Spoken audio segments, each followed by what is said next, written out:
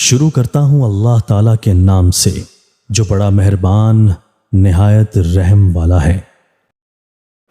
حضرت ابو ہریرہ رضی اللہ تعالیٰ عنہ کہتے ہیں کہ رسول کریم صلی اللہ علیہ وآلہ وسلم نے فرمایا، قیامت کے دن اعمال خداوند برتر و بزرگ کے حضور آئیں گے، پس سب سے پہلے نماز پیش ہوگی اور عرض کرے گی، اے پروردگار میں نماز ہوں۔ اللہ تعالیٰ فرمائے گا، بے شک تو بھلائی ہے۔ پھر صدقہ یعنی زکوٰۃ پیش ہوگی اور عرض کرے گی کہ اے پروردگار میں صدقہ ہوں۔ اللہ تعالیٰ فرمائے گا، بے شک تو بھلائی ہے۔ اور پھر روزہ پیش ہوگا اور عرض کرے گا کہ اے پروردگار میں روزہ ہوں۔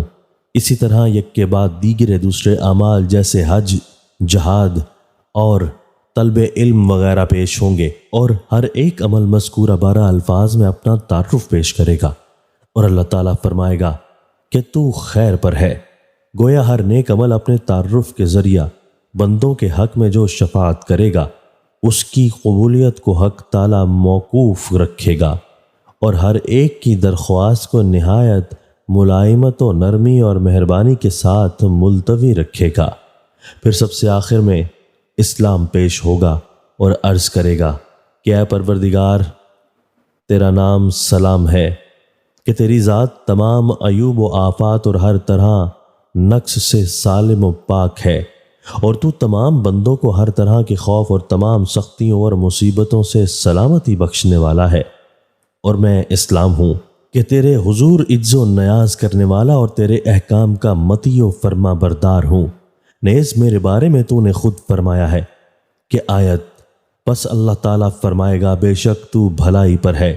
آج کے دن میں تیرے ہی سبب مواخذہ کروں گا اور تیرے ہی وسیلہ سے عطا کروں گا، یعنی آج جزا و سزا کے دن میں تجھے ہی اصل اور طاعت معصیت کے فیصلوں کا مدار قرار دیتا ہوں کہ جس نے تجھے اختیار نہیں کیا اور تیرے راستے پر نہیں چلا اس سے مواخذہ کروں گا اور اس کو عذاب میں مبتلا کروں گا، اور جس نے تجھے اختیار کیا اور تیرے راستہ پر گامزن رہا اس کو جزا و ثواب دوں گا۔ لہٰذا تو جو کچھ چاہتا ہے ہمارے سامنے عرض کر، ہم تیری ہر سفارش و شفاعت قبول کریں گے۔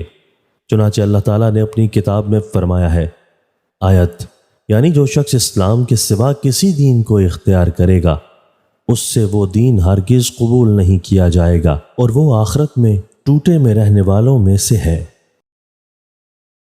دوستو، اللہ تعالی ہمیں ان احادیث مبارکہ پر عمل کرنے اور اپنی زندگیوں کو سنوارنے کی توفیق عطا فرمائے۔